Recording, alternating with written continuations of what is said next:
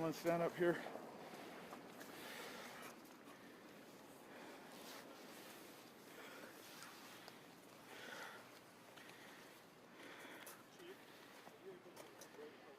Sure.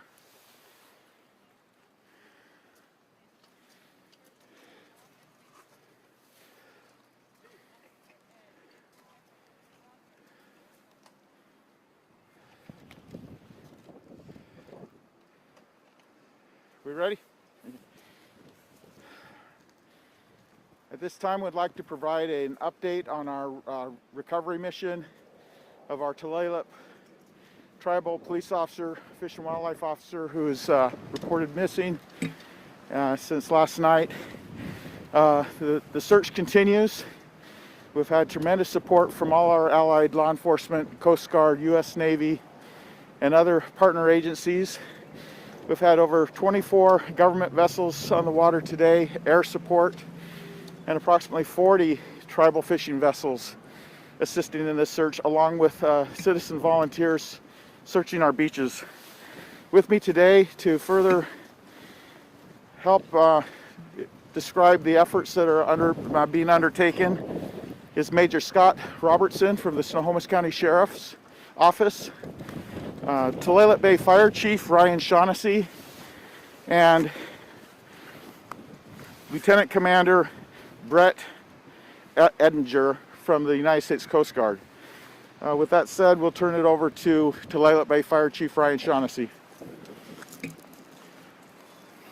So, like the police chief had mentioned, it's been a coordinated effort with multiple jurisdictions throughout Island County, Skagit County, and Snohomish County. Our search area has been from Deception Pass, Whidbey Island, all the way down to the Edmonds-Kingston line.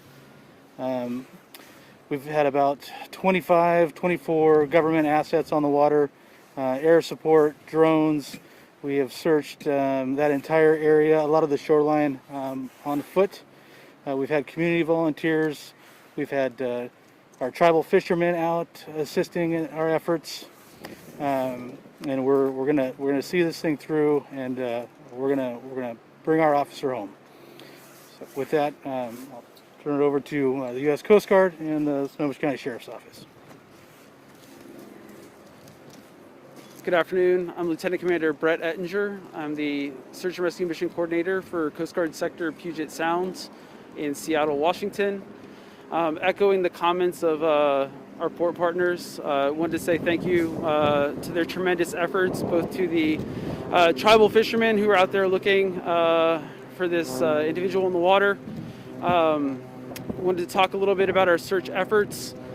Combined, we've done 835 square nautical miles worth of searching over the last 22.5 hours.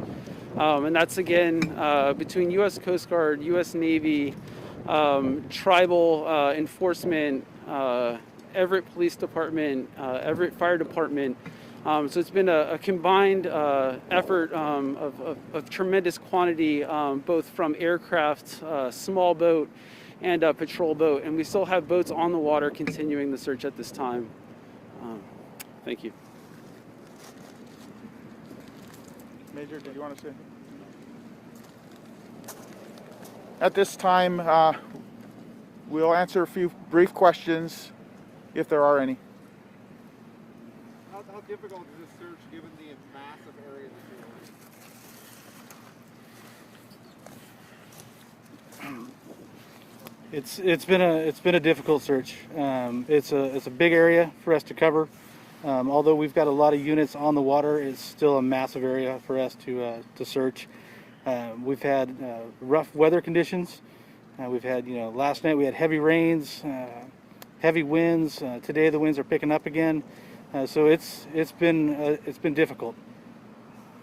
What are the conditions out on the water? Go ahead. So last night, conditions on the water were difficult.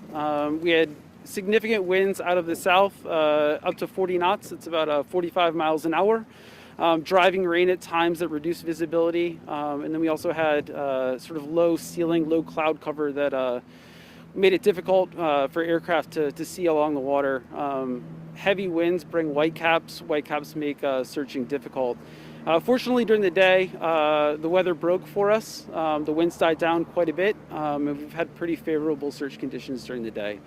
This evening, we expect similar conditions to last night with building winds and seas, so that may make it a little bit more difficult.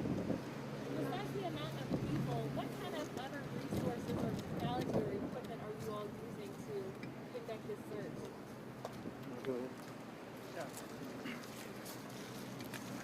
search? A myriad of different assets, including drones. We had several drones up today, both looking in the water and shoreline. We had our search and rescue folk out, as well as tribal members and community members searching the shorelines. We had fire assets out walking the shorelines of both Hat Island and Camano Tip and Spivada area, which is on the Snohomish County side. We had multiple boats out as well. We considered side scanning sonar, but the weather's just too mucky, it's too dirty and too tepid right now to get a good indicator from a side scanning sonar. We've thrown darts at this, thank goodness. We had a survivor last night, which encouraged our efforts in our search today.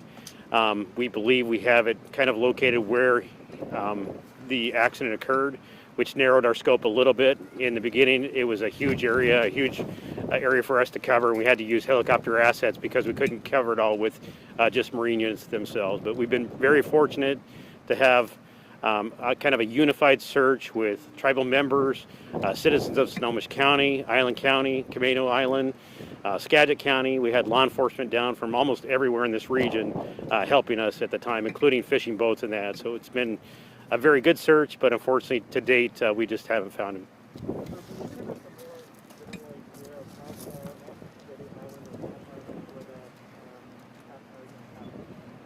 Yeah, so at the time of the incident, the river was running pretty fast.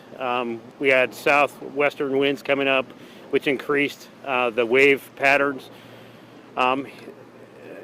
It looked like, from what we've been able to gather, it was fairly shallow water when the boat was hit broadside by a wave.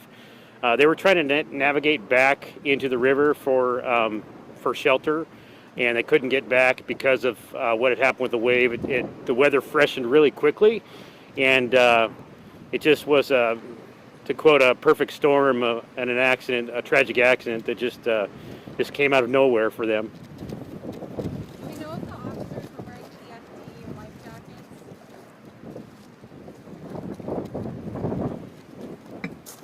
We're investigating that thoroughly. We know that the officer who survived definitely was wearing a personal flotation device, and we'll know more in the days to come. Do you have an update on Officer Edge as well? Officer Edge remains hospitalized. We expect a recovery, but he's still at the hospital recovering. I have two questions for you. Knowing darkness is about to set in again, how late into the night are search teams expecting to go tonight before? Weather and safety conditions permitting, we expect to have assets on the water throughout the night, and remobilizing again first light in the morning with additional assets. And is there anything that you can share with us about Officer Cortez? At this time, I'll reserve further comments. We love Officer Cortez, obviously, a member of our law enforcement family and our Tulalip tribal community and family here. And our sincere thoughts and prayers go out to his family and all his loved ones. Thank you very much. Chief, it looks like there's been a huge outpouring of support down at the marina. Can you talk to us a little bit about the support from the community and what's been happening? Yes, I'll be happy to answer that. The Tulalip tribal community is a very close-knit community with a lot of family relations, and we've had such an outpouring of support from our tribal members, but also our neighboring tribes here in the Pacific Northwest. I've received calls from all over the state offering assistance from just so many different agencies and different reservations and tribal governments, and it's just been heartwarming to see the level of support. Thank you.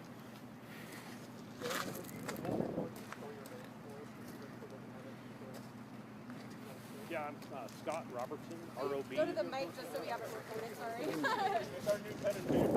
Okay, Scott Robertson, SCOTT, ROBERTSON. Your title as well. Major. Ryan Shaughnessy, District Fire Chief, Tulalip Bay Fire. That's RyanShaugnessy. Brett Ettinger, U.S. Coast Guard Lieutenant Commander. Name spelled B-R-E-T-T. Last name Ettinger, E-T-T-I-N-G-E-R.